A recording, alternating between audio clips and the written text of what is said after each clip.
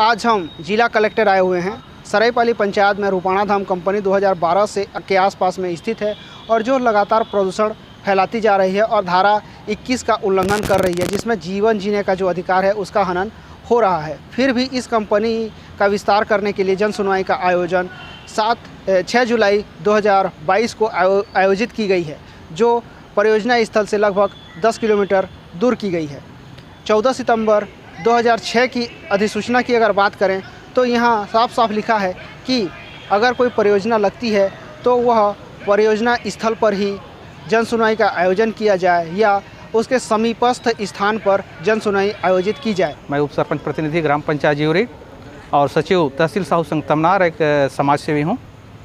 यहाँ जो हमारे सरायपाली में स्थित रूपाणा धाम है, जो अपने विस्तार के लिए 6 जुलाई को जन सुनवाई करने जा रहा है, इसके विरोध में हम लोग ज्ञापन देने के लिए कलेक्टर महोदय के पास आए हुए हैं।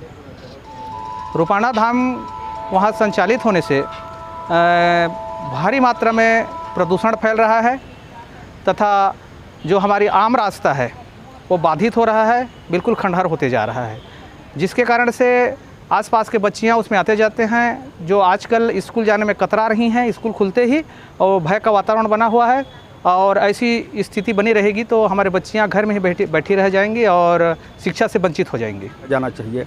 गांव के लोगों का इस बात का विरोध है कि जो सरायपाली में प्रोजेक्ट रूपाणा धाम है, जिसका विस्तार हो रहा है, उस कंपनी का अगर उसकी जन सुनवाई बंजारी में होगी तो सरायपाली का जो 10 किलोमीटर का एरिया है वो राबो आमापाली गुड़गुड़ तक है, इधर गारामा खड़गपुर जौरी जामचुआ है, उधर छर्रा तांगर का एरिया है।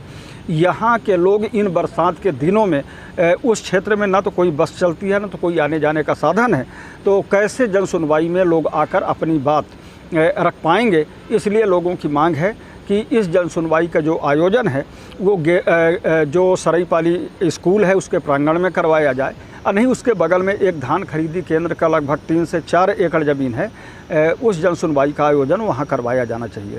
सर, ग्राम सभा से प्रस्ताव हुआ कि जन सुनवाई निरस्त किया जाए। निश्चित तौर पर गांव के लोगों का जो मांग है तो 2 मांगे हैं। पहली बात तो उनकी मांग ये है कि ये जो जन सुनवाई की प्रक्रिया इसको तत्काल निरस्त किया जाए, और दूसरी ग्राम सभा के लोगों ने प्रस्ताव पारित किया है कि अगर सरकार जन सुनवाई का आयोजन भी करवाना है तो जो उन्होंने 14 सितंबर 2013 की अधिसूचना का हवाला दिया है, उस अधिसूचना के अक्षरांश नियमों का पालन किया जाना चाहिए। हम ज्ञापन देके जा रहे हैं और जिला प्रशासन जो है निरस्त करने के लिए आश्वासन दिए हैं। अगर जन सुनवाई निरस्त नहीं होती है तो हम पूरे क्षेत्र के जनता को लेकर के, पूरा 6 पंचायत हमारे साथ हैं और सभी जनता को लेकर के चक्का जाम करेंगे और अनिश्चितकालीन धरने पर बैठेंगे जब तक कि जन सुनवाई जो है निरस्त नहीं हो जाती। जिसका विरोध करने के लिए पूरे ग्रामीणों के साथ आज हम जिला प्रशासन को उसका निरस्त कराने के लिए यहाँ आवेदन देने के लिए आए हैं। क्या कहना रहा? जिला प्रशासन का कहना है कि आवेदन आगे बढ़ाएंगे और हम लोग इसलिए भी निरस्त कराना चाहते हैं क्योंकि जो रूपाणा धाम कंपनी है, स्थापना से लेकर आज तक एक भी अपना वादा पूरा नहीं किया है, एक भी विकास की कार्य वहाँ पर क्षेत्रवासियों के लिए नहीं किया जा रहा है। इसके विस्तार से क्षेत्र में और भी प्रदूषण की समस्या बढ़ेगी। पहले ही वहाँ वो क्षेत्र प्रदूषित है और पर्यावरण की समस्या से लोग जूझ रहे हैं, विभिन्न प्रकार की बीमारियाँ हो रही है प्रदूषण की वजह से। जब से प्लांट वहाँ पर लगा है वो एक भी वादा पूरा नहीं किया है। बाहरी लोग काम कर रहे हैं और हमारे गांव के लोग घर में बैठे हैं, कुछ उनको सुविधा नहीं मिल रहा है। ऊपर से वहाँ छेड़खानी भी करते हैं। जो बच्चियां हमारे वहाँ से क्रॉस करती हैं, स्कूल आती हैं सरायपाली, तो उनको छेड़खानी किया जाता है। इस मामले में मैं आई थी 2 अक्टूबर को, सब जगह शिकायत भी की हूँ, लेकिन कार्रवाई कुछ नहीं हुआ। तो विस्तार होने से हमारे बच्चियाँ घर से निकल नहीं पाएंगी, तो जन सुनवाई निरस्त किया जाए। तो पिछले साल जमडगरी गाँव की स्कूल की जो छात्राएँ जो सरायपाली स्कूल में आती हैं पढ़ने के लिए, वहाँ के कर्मचारियों के द्वारा छेड़छाड़ किया गया था, जिसकी शिकायत एसपी साहब और कलेक्टर साहब को दी गई थी। उस पर आज तक कोई कार्रवाई नहीं की गई है। ये वही कंपनी के मालिक हैं जिन्होंने उस छेड़छाड़ के मामले को दबाने के लिए पुलिस प्रशासन के ऊपर दबाव बनाया गया और आज तक कोई कार्रवाई नहीं की गई। ग्रामीणों के ऊपर दबाव बनाया गया था और उस पर कोई कार्रवाई नहीं की गई है। इसलिए भी हम चाहते हैं कि जन सुनवाई निरस्त हो।